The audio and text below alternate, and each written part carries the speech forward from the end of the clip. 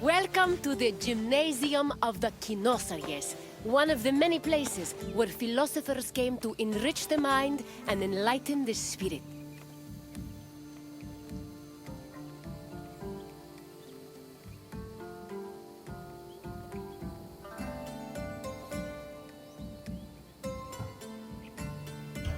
There is no better setting for learning than in a quiet place far away from the commotion of the city.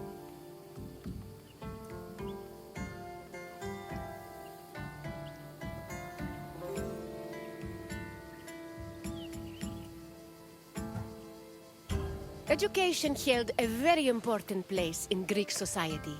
The most prominent educators were philosophers, whose teachings ranged from everyday rituals to the makeup of the universe. Once your tour is complete, come find me, and we can discuss what you've learned. Farewell for now, wanderer.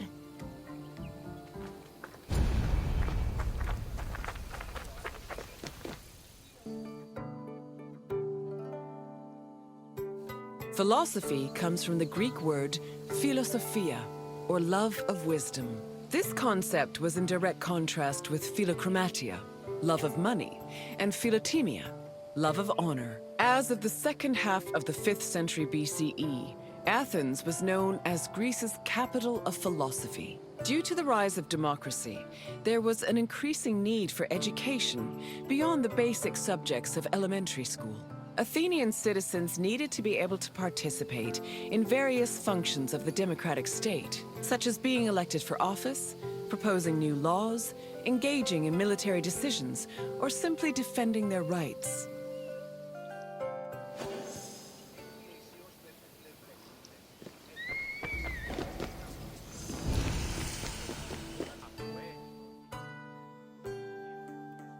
Originally, Athens had no official school buildings for higher education. Sophists and philosophers taught either in private homes or in public spaces like the theater.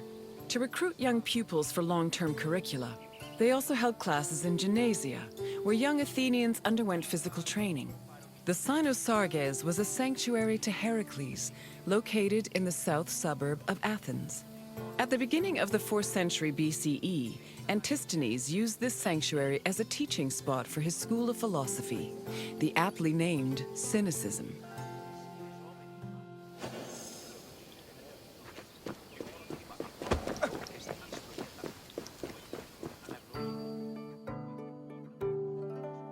Any free citizen was allowed to involve themselves in the Athenian democratic process. However, to truly influence the flow of politics, their speech and rhetoric skills had to be impeccable. As a result, many sophists taught subjects like logic, reason, and eloquence. These were meant to help students achieve arete, or excellence. But this specific concept of excellence was often challenged, especially by other philosophers. For example, Plato, Socrates, and Isocrates preferred a more moral approach and argued that rhetoric should be used as a means to serve the greater good. Socrates and Plato went even further, declaring that philosophy and wisdom were not only useful tools, but also ethical virtues.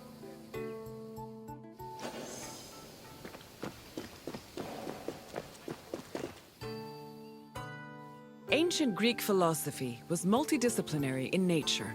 In addition to wisdom and logic, philosophers also studied and taught math, geometry, music theory, and even medicine.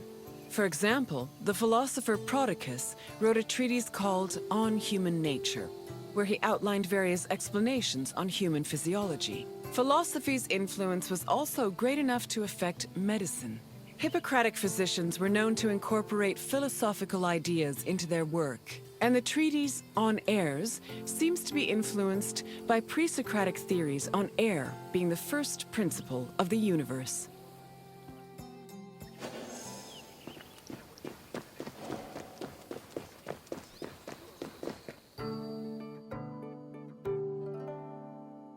The famed philosopher Socrates had an ambiguous relationship with sophists. In Plato's dialogues, Socrates is portrayed as being in constant opposition with the famous sophists of his time. The clouds, meanwhile, depict Socrates as a sophist himself, constantly demanding payment for his teachings. Socrates was in fact very poor and made no money off his teachings. He also differed from the sophists in that while they only taught aristocratic youths, Socrates taught everyone, regardless of station.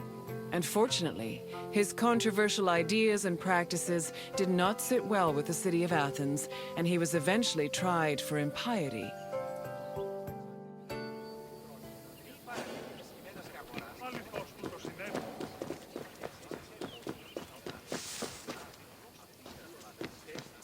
Philosophy was not only a collection of ideas, but a way of life. According to philosopher Pierre Hadot, his ancient counterparts had a daily regime of spiritual exercises to combat their passions, doubts, and illusory beliefs. These exercises included meditation on death, contemplation of nature, or speaking with a friend or mentor. Philosophers also followed specific dress codes and diets. They were also part of a community of masters and students. These communities were created and strengthened in schools. Plato founded such a school in the early 4th century BCE, when he purchased a property in a grove just outside of Athens. The school was designed to groom students into philosopher citizens who could eventually rule the city in a measured and fair manner. It followed its own rules and was open to both male and female disciples.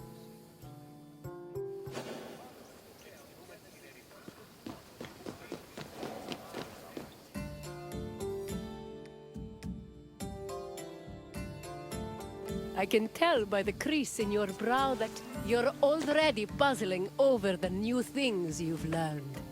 Don't be embarrassed. Even the wisest among us need to ask questions before they search for answers. Is there anything else you'd like to do?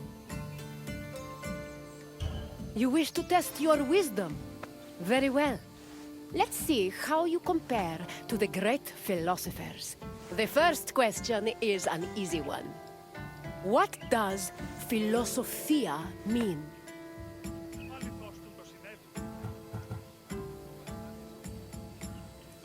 Logic was a large part of philosophical teachings, but the word philosophia did not refer to it directly. Keep trying. Correct. Philosophia referred to the love of wisdom. Time for the next question. The Kynosarjes was a sanctuary dedicated to which Greek hero? The Kynosarjes was not dedicated to Perseus. Try again.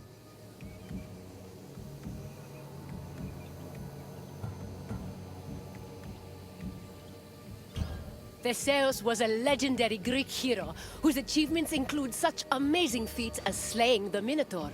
But the Kynosarjes was not one of his sanctuaries. Try a different answer.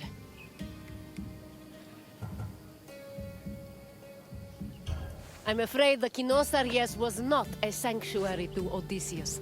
Keep trying.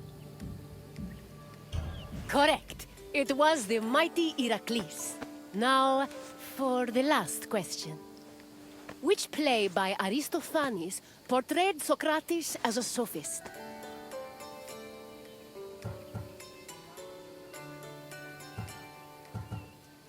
The Wasps was a comedy that mocked Athenian courts of law, but had no appearances from Socrates. Try again.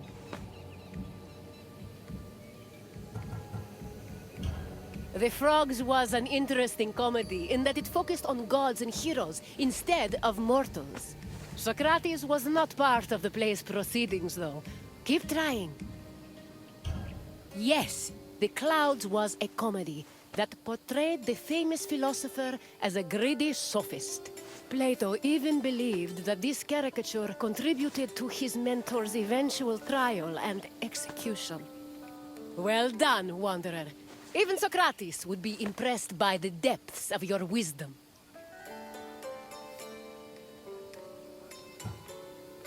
Very well. I'll take you there. Follow me.